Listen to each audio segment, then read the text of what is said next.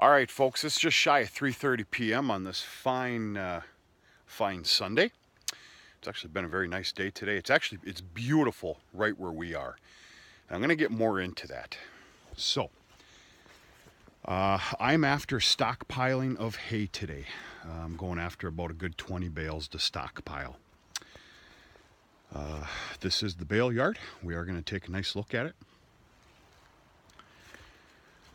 There's some mediocre hay here, but there's also some absolute great quality as well. I mean, this is just beautiful, beautiful hay.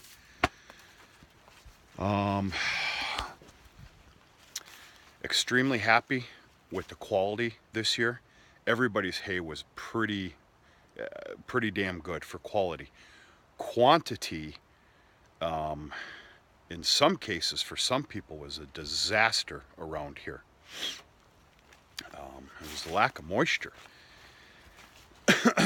We have a lot of hay here that was made next day after cutting. I kid you not. I think we did an all-time record. I think we hit 4 days of baling this summer where it was next day baling and it was dry to the bone. I don't know how it is for the rest of you guys and gals in the rest of the part of the country, but for us up here, that is almost unheard of. It happens here and there, but this summer we had 4 days. In fact, I'm thinking we had a 5th day. I'm not sure. They weren't consecutive, but okay, this is the bale yard. You are looking at a grand total of 330 bales, round bales of dry hay. And yes, that includes what's loaded up here. There's a reason I'm picking here instead of starting over here. A lot of this is good second crop grassy bales. And for no particular reason, I kind of want to save those. Don't ask me what happened here, folks. Well, I'll tell you. I had a small glitch with my monitor on my round baler this year. Some little elf or gremlin hopped up in there and did something to it, but my pressure setting, something happened, and of course it took me 2, 4, 6 bales to figure it out. Apparently I wasn't paying attention very well, and this is what happened. So kind of a shame too, because this is about the best darn second crop grass you can get. But no harm, no foul. The cows will absolutely destroy this stuff come January, February. So let's take a little walk here. This is an absolute perfect setting for a bale yard. That is the extreme west. That hillside along with these trees blocks so much snow, all the snow almost, and wind. It's a perfect setting here. Plus we're at a downward slope, so any and all moisture basically comes off of these bales. Now a lot of it comes here, which is a pain in the butt. As you can see, I did some gravel work for the last 2 years in here. There's 2 dump truck loads of gravel, good road gravel right here. And I'm gonna have to bring in more here in the spring or early summer. The spring it becomes an absolute disaster right here, where a guy must load the bales and drive. It's awful. But good little look at the bale yard here. You are looking at some older hay right in here, but it's still good. Now this row right here has been X marked. This is what we're gonna call emergency hay. The quality is not very good at all, but it'll make good hay come the dead of February. The cows will pick through it. Most of it, the rest will be bedding, which is a good problem to have. We also had, folks, we've had 2 round balers here. Dad had his older New Holland 644, and so you're seeing some twine wrapped bales as well. So, okay, there's 330 bales here. 5 bales plus or minus, okay? And only 5. I figure I need 300 bales. That's cutting her short. 300 bales of strictly dry hay. Basically, I need 5 months worth of, and we're talking now, I've already fed an exceptional amount of round bales of hay already this year. In fact, it's a little worrisome, to be honest with you. 5 months of hay, 2 bales a day on average. Some of you are probably saying, yeah, good luck with that with the amount of cattle over there. Not that there's a lot of cattle, but you need to understand the heifer lot. There's only going to be 23 heifers in there all winter, and I promise you, I'll be lucky to be giving them a bale every other day, because you need to understand, cows and heifers lots are all getting baleage as well. Now, there'll be a point in the winter time where the cow lot goes through an exceptional amount of hay. There will be days where 2 bales are fed. There'll be many days where it's just going to be 1, because we force them to clean up, you know, what's left. And like I said, this is counting, added in an extreme amount of baleage this year. We all know about the sorghum. A lot of bales of sorghum. I got another call about a huge sale of sorghum from somebody no more than, it's about 15 miles away. In fact, I'm expecting his call again this evening to line up a sale. We're talking about a bunch of tag trailer loads. And that other guy from, south of Green Bay is looking at some semi-loads. I need to sit down tonight and put an actual pencil to what I need. I can't get carried away.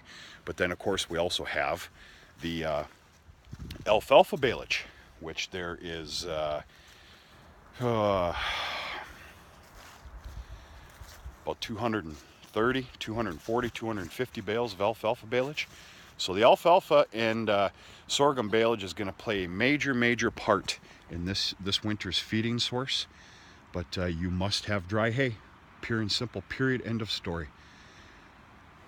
We're safe. It's going to be okay. I hate how close it is, though. It's too close for comfort. I don't like it.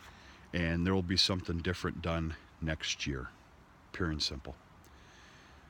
Which means more ground, which has already been acquired by way of rent and lease, not purchase.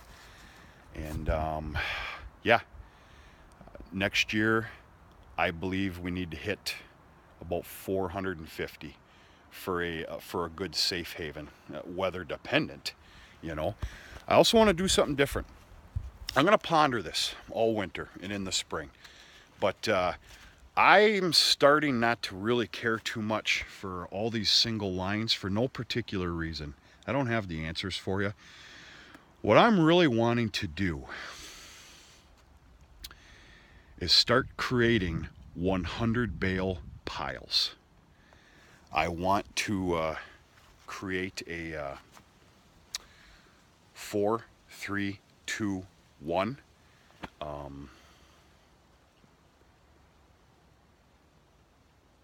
Actually, yes, I can reach that high with this loader, but I see some problems.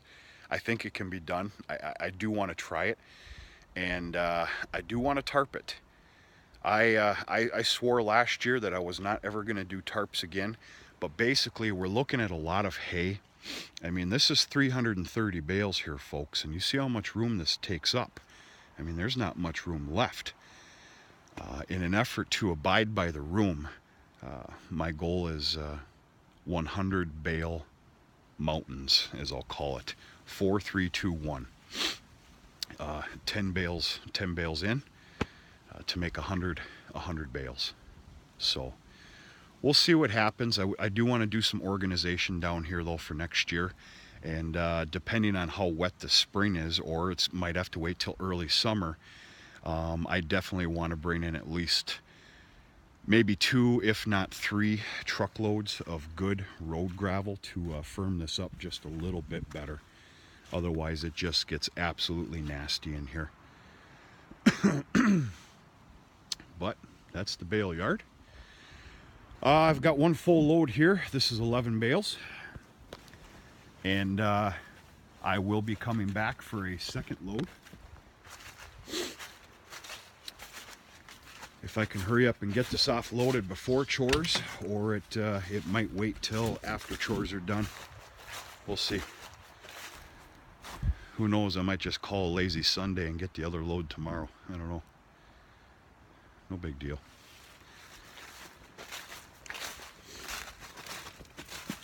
It's getting a little chilly here. The old temperature is dropping.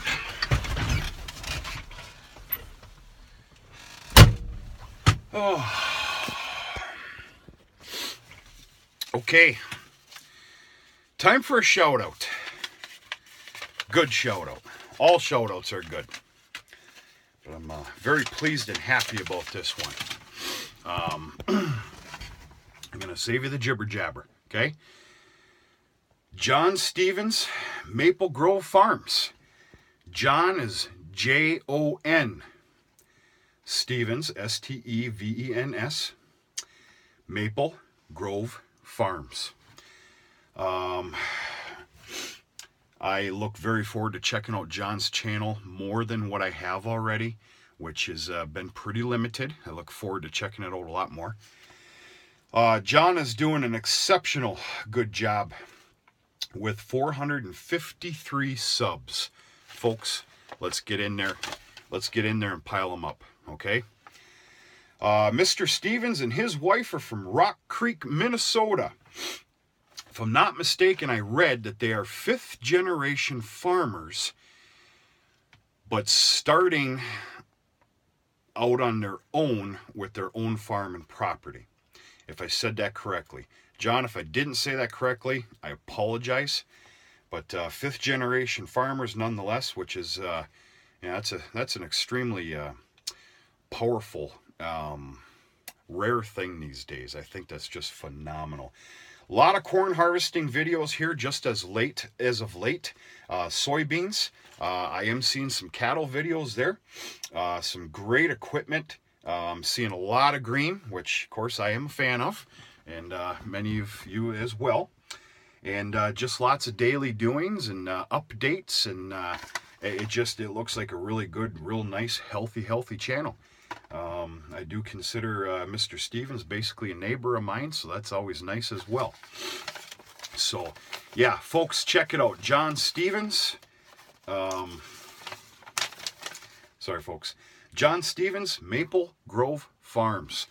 Looks to be a great channel. I look to check it out even more than I already have. So, folks, get on in there and give a subscription if you like the content in the channel. And, yeah, let's keep this positive and show our support for those putting on these videos and having these channels, just sharing what they do and just having fun, you know. So, yeah, John Stevens, keep up the good work, sir. I look forward to continue to go into your videos and your channel. And I also really appreciate you being a part of mine and leaving some comments. And it's just, it's all around awesome. Thank you. Thank you very much. So anyway, folks, go check out Mr. Stevens' channel. Okay, that's about it here for today, folks. I am not done with my doings, but the day is wrapping up. It's actually, don't be mistaken, I haven't been running and gunning all day.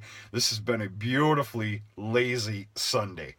I will admit it. There's been a lot of laziness, and it's been pretty damn enjoyable. I look forward to some football and homemade salsa and some chips later on. And in fact, I have one more Thanksgiving leftover dinner to finish up as well, which I'm looking very forward to. It's been a good week, all is well. I just hope we get our freeze-ups coming, which we are going to. And yeah, what's on the horizon? Not a whole lot here in the next couple of days. We've decided that my head was somewhere you know what when I was ordering some vaccine. I need another 10 or 20 doses. I need definitely 10. I'm ordering 20 of Cattle Master with the fetal protection. I don't know where the heck my head was that day. But we are going to wait. I need to put an order in and get some. In fact, I don't trust the timeline, so I might have to pay a little extra and get it from a vet around here. But that's okay. They have to, they have to be in business as well. And so what we're looking at is Wednesday. And I said that on the past video. There'll be no vaccinations, separations, or anything today, tomorrow, and Tuesday. Wednesday is going to be an all-day affair from heck.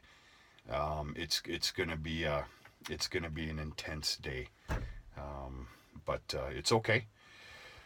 There's gonna be all separations of mother cows from their calves. The group of calves, which is not many, that are going to be shipped to Iowa here in 12, 13, 14 days, something like that, a little less than that. They are going to be penned up elsewhere. And there's also some smaller ones that we plan on going in the barn. So I'll take you along for the ride. I'll try and explain the best I can as we do it, but things are about to get pretty crazy around the farm. It's about to get really loud, and there's probably going to be some sleepless nights, but that's okay. Who needs to sleep anyway? Folks, hope your weekend was good to you. I really, really do. Holiday seasons here. We just finished up with Thanksgiving. We're about to come up on, Christmas and New Year's and everything else. So I don't know. It's a nice time of year. I really enjoy it. I'm going to enjoy it even more this year. That's my own personal thing. And all is well. I hope the same for you. And appreciate everything. Go check out Mr. Stevens' channel, please. He deserves it. And that's it. Happy Monday tomorrow. Watch the attitude. And we're going to talk to you sooner and later. Have a good night, folks.